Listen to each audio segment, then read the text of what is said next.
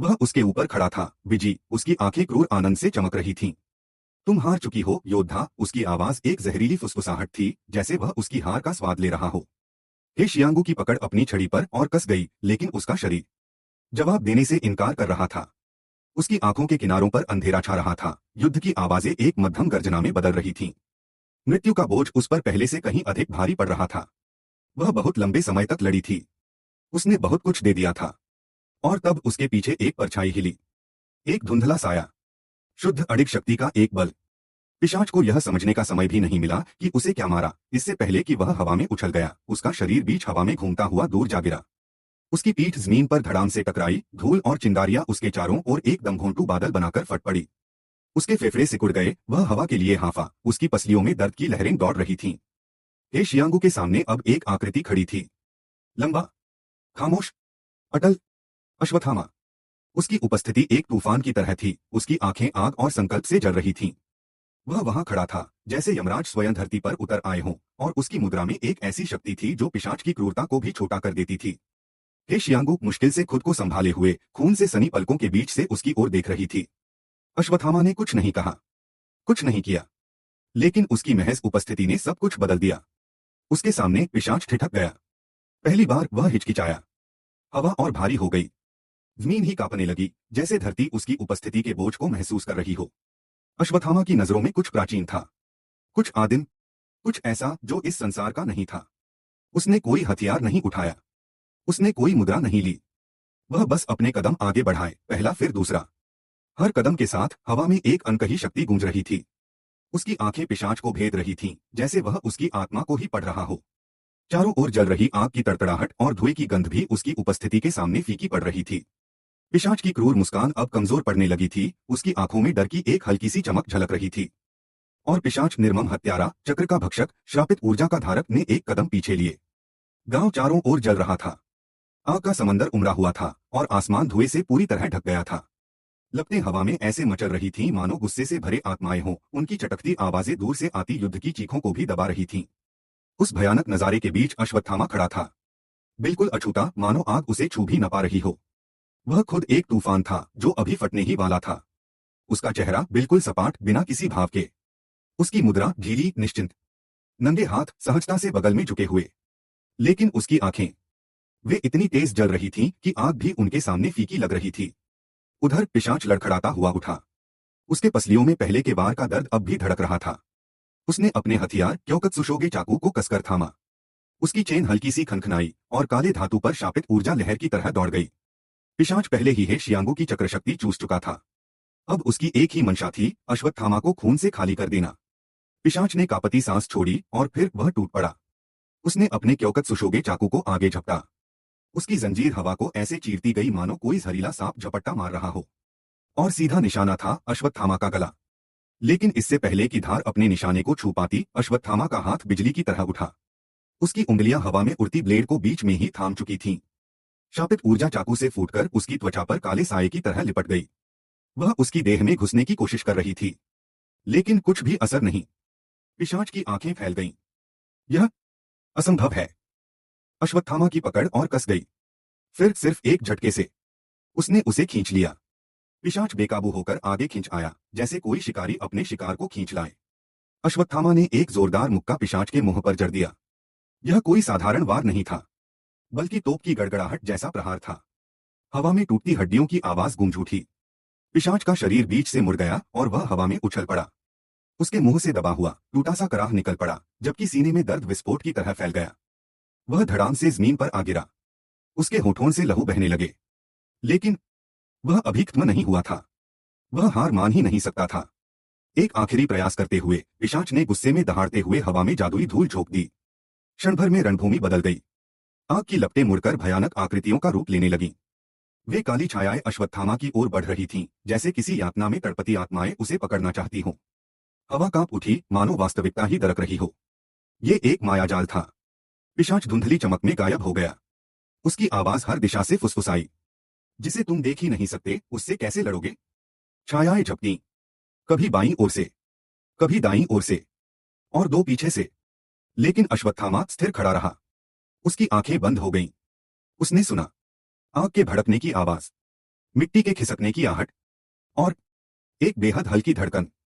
फिर सिर्फ एक कदम आगे बढ़कर उसने अपने हाथ बिजली की तरह बढ़ा दिए और उंगलियां पिशाच के गले पर कस गईं। क्षण भर में सारी भ्रांतियां चूर चूर हो गईं। वास्तविक पिशाच उसकी पकड़ में तड़प रहा था। आंखें फैल गईं, पैर बेतहाशा लात मार रहे थे, जबकि अश्वत्थामा उसे जमीन से ऊपर उठा चुका था। पिशाच ने उस हाथ को नोचना चाहा, जैसे कोई जानवर पिंजरे से छूटने की कोशिश करता है, पर यह लोहे को मोड़ने जैसा था, असंभव। उसके गले से घुटी हुई चीख निकली और उसी पल पहली बार पिशाच ने डर महसूस किया। फिर अश्वत्थामा ने उसे दूर फेंक दिया। पिशाच का शरीर हवा में उड़ा और सीधे जलते हुए मकान की दीवार से जा टकराया। लकड़ी चटक कर टूटी, आग की लपटें और तेज भभक उठीं। लपटें दहाड़ रही थीं, मानो भूखी राक्षसी हों। उन्होंने पिशाच को पूरी तरह निगल लिया। उसका शरीर जली हुई लकड़ियों को तोड़ता हुआ भीतर जा गिरा और झुलसी हुई जमीन पर लुढ़क गया। धुआं सर्प की तरह लहराता हुआ उसके चारों ओर लिपट गया, उसकी सांसों को चीरता हुआ फेफड़ों को जलाने लगा। वह उठने की कोशिश करता रहा, पर उसका शरीर टूट चुका था। हड्डियां चटक रही थीं, मांसपेशियां थरथरा रही थीं। आंखें धुंधली, सांसें टूटी फूटी। दिमाग केवल चीख रहा था, भागो, भागो। और तभी आग के बीच से एक छाया उभरी। अश्वत्थामा जलती लपटों से होकर चल रहा था, बिल्कुल अछूता, बिल्कुल अजय। पिशाच की सांस अटक गई। वह घिसटते हुए पीछे हटने लगा, जैसे शिकार अपने शिकारी से भागने की व्यर्थ कोशिश कर रहा था। अश्वत्थामा जलते मकान में ऐसे दाखिल हुआ मानो कोई देवता स्वयं नर्क में उतर आया है। उसने नीचे झुककर पिशाच को देखा। फिर उसकी नजर एक ओर गई। वहां राख में एक कुल्हाड़ी दबी पड़ी थी। धीरे धीरे अश्वत्थामा झुका। उसकी उंगलियां लकड़ी के हत्थे पर कस गईं। कुल्हाड़ा उसने सहजता से उठा लिया। पिशाच की आंखें डर से फैल गईं। अश्वत्थामा पिशाच के ऊपर खड़ा हो गया। पिशाच के होंठ कांपे, रुको रुको। और तभी पहला वार गिरा पिशाच की खोपड़ी पर। धड़ाम। हड्डियों का भयानक चटकना गूंजा। फिर दूसरे वार से हड्डियां चीरी गईं और तीसरा वार से सन्नाटा छा गया। अब केवल आग की चटकती आवाज थी, जो इस नरसंहार की एकमात्र गवाह बनी।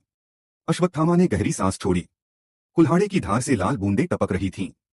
वह बिना कुछ कहे मुड़ा और बाहर निकल गया।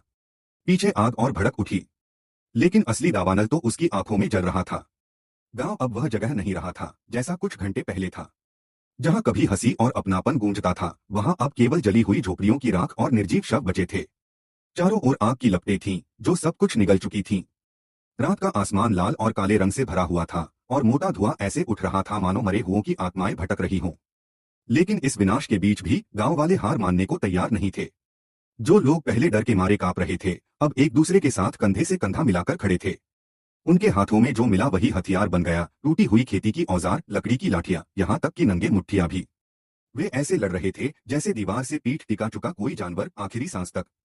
और हत्यारे, वे निर्दयी मौन शिकारी, जिन्हें सिर्फ मौत बांटना सिखाया गया था, अब पीछे हट रहे थे। उनकी सटीकता गायब हो चुकी थी। उनका विश्वास टूट चुका था। वे आए थे नरसंहार की उम्मीद से, लेकिन पाया प्रतिरोध। अब मौत उनका पीछा कर रही थी। जलते हुए गांव के बीचों बीच बूशी तेजी से बढ़ रहा था। उसके कंधे पर टिककर हे शियांगू चल रही थी। उसके वस्त्र खून से भीग चुके थे। हर कदम पर दर्द की लकीर चेहरे पर खींच जाती थी, पर वह गिरने से इनकार कर रही थी। दोनों किसी तरह बचे हुए गांव वालों तक पहुंचे और वहां बहुत कम लोग थे। औरतें, बच्चे, बूढ़े, चेहरों पर डर और थकान की गहरी लकीरें, पर अभी भी जिंदा। उधर युद्धभूमि के दूसरी ओर मार्कंडेय मुश्किल से खड़ा था। उसका सीना तेजी से उठ गिर रहा था, मानो हर सांस लेना ही एक युद्ध हो। गहरी चोटों से खून टपककर मिट्टी में समा रहा था और जमीन को गहरा लाल रंग दे रहा था। लेकिन उसकी नजरें डगमगाई नहीं। उसका ध्यान अटल था। और तभी हवा बदलने लगी। चारों ओर एक अजीब सी कंपन गूंज उठी, मानो धरती खुद जान गई हो कि अब कुछ असाधारण घटने वाला है। मार्कंडेय की आंखों में चमक उठी। वह कोई साधारण रोशनी नहीं थी, बल्कि प्राचीन शक्ति की धड़कन, जो उसकी नसों में बिजली की तरह दौड़ रही थी। हे शियांगू, उसकी आवाज शांत थी पर अडिग। मुझे तुम्हारी मदद चाहिए। हे शियांगू ने उसकी ओर देखा। धुंधली दृष्टि, थकी सांसें और हर अंग भारी। लेकिन उसने सिर हिलाया। उसके भीतर अब भी कुछ शेष था। इतना कि एक आखिरी चमत्कार कर सके। मार्कंडेय ने दोनों हाथ ऊपर उठाए। धरती कांपने लगी। राख और धूल हवा में नाच उठी।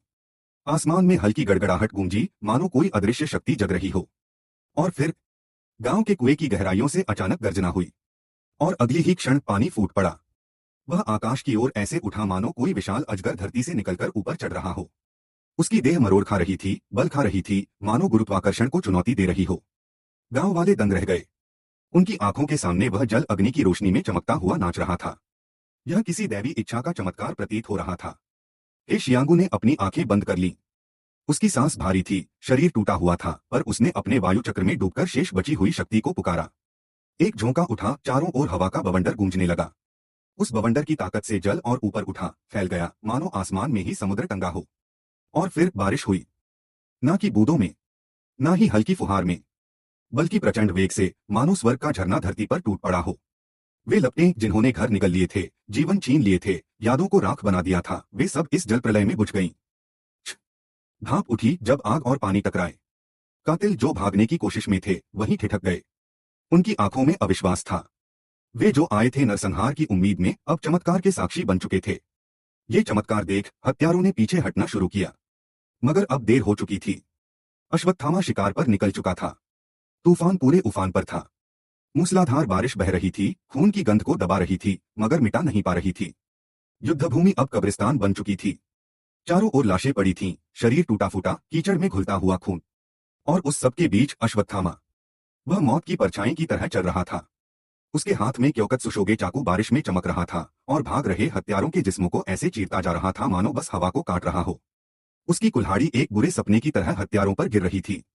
अश्वत्थामा उन्हीं के खंजर और तलवारों से उन्हें चिर रहा था। किसी के सिर पर तो किसी की गर्दन पर। उसका हर वार सटीक था। हड्डियां चटकती रही, शरीर दो हिस्सों में बंटते रहे, और खून की बौछार बारिश में घुलकर लाल धुंध का आकार ले लेती रही। हत्यारे अब योद्धा नहीं रह गए थे। वे शिकार बन चुके थे।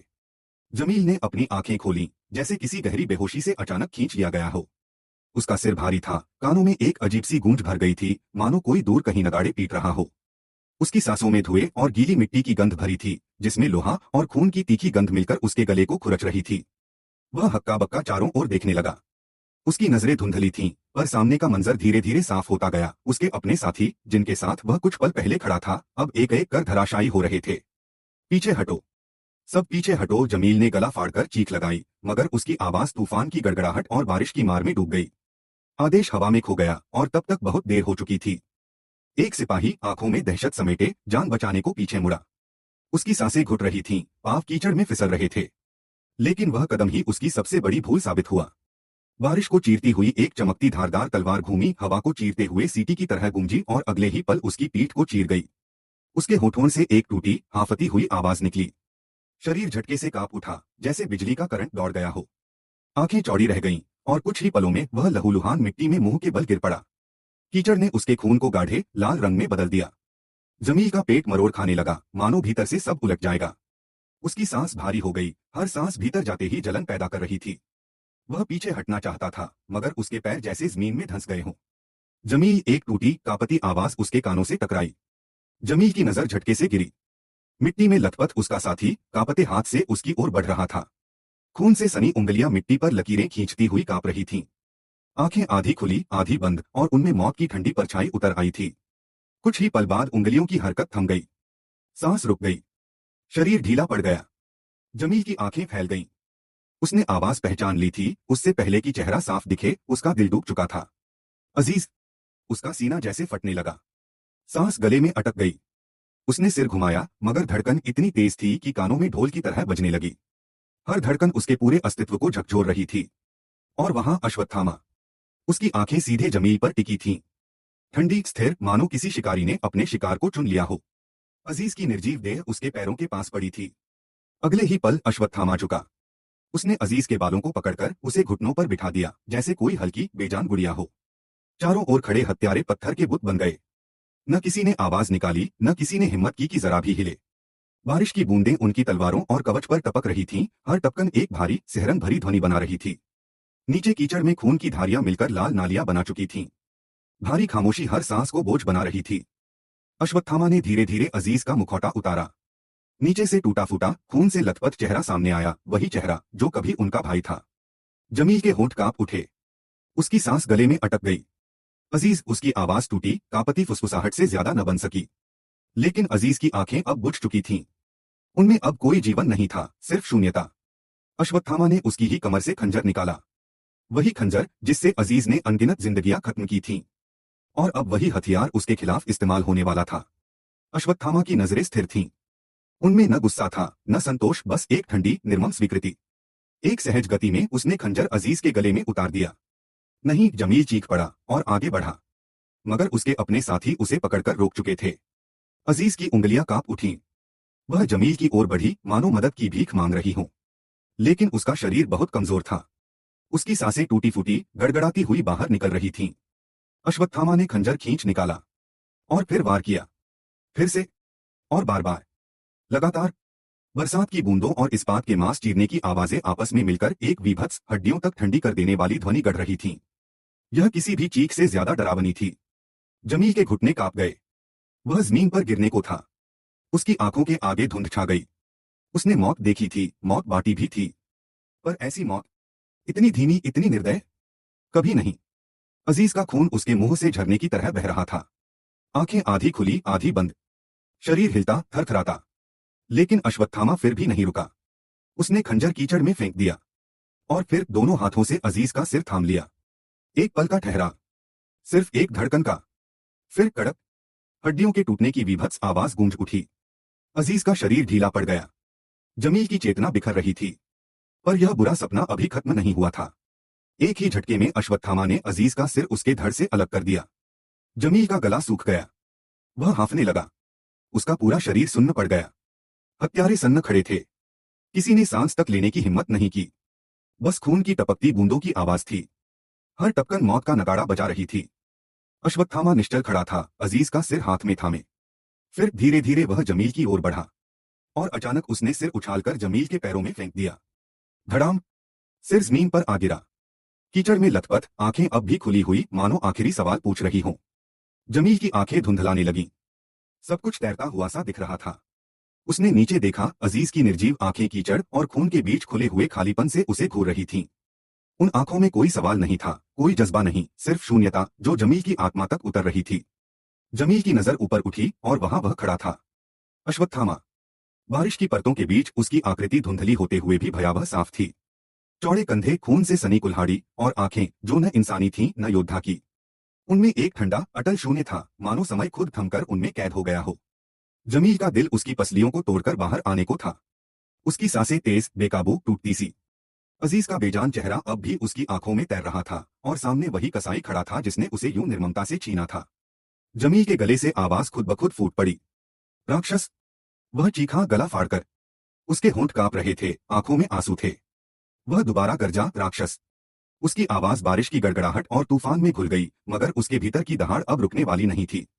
तीसरी बार उसने चीख मारी, राक्षस।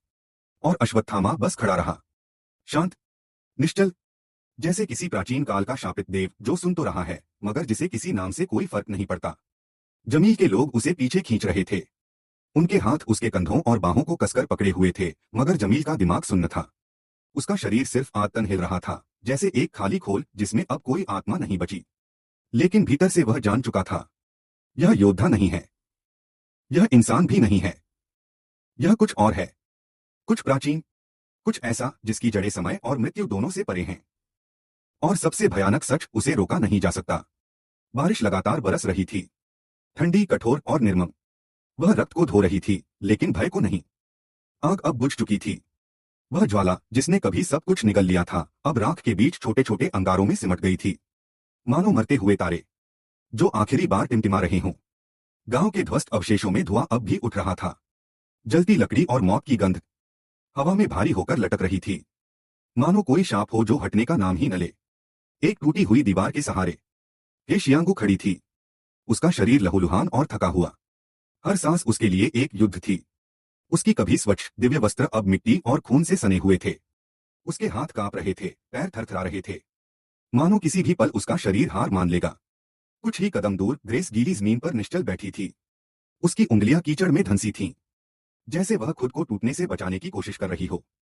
वह रो रही थी, गिरे हुए गांव के लिए, उन अनगिनत जिंदगियों के लिए जो राख और मिट्टी में दब चुकी थीं, उन मासूम आत्माओं के लिए जो अब कभी लौटकर नहीं आएंगी।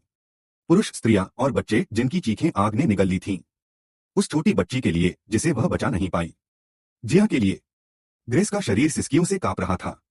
उसका मन बार बार उसी दृश्य को दोहरा रहा था, निर्दोष चेहरों को आग में घुलते हुए, छोटी छोटी हथेलियों को उसकी ओर बढ़ते हुए, जो फिर हमेशा के लिए लपटों में समा गईं। उसकी आंखों से बहते आंसू मिट्टी और बारिश में घुल रहे थे। उसके कानों में अब भी वो चीखें गूंज रही थीं, जिन्हें कोई शांति, कोई बारिश नहीं मिटा सकती थी। लेकिन फिर हवा बदल गई। जलते मकानों और चीखों से भरी उस रात में अचानक एक शांति उतर आई। धुएं और आंसुओं की धुंध को चीरते हुए गांव वाले आगे बढ़े, एक एक करके। उनके चेहरे पर पीड़ा की रेखाएं थीं, शरीर पर राख और खून की परतें, मगर आंखों में एक अलग ही चमक थी, कृतज्ञता की, श्रद्धा की। कदम रुकते ही सबने एक दूसरे की ओर देखा, और फिर एक स्वर में, एक लय में वे झुक गए। यह झुकना हार का संकेत नहीं था, नहीं, यह केवल शोक का बोझ था। यह श्रद्धा थी। वह मौन प्रणाम था जो दिल की गहराई से निकला था। मार्कंडेय के लिए, हे शियांगू के लिए, उन दो रखवालों के लिए जो देवताओं की भांति धधकती आग में उतरे थे और उनके लिए लड़े थे। ग्रेस की आंखें अब भी आंसुओं से धुंधली थीं।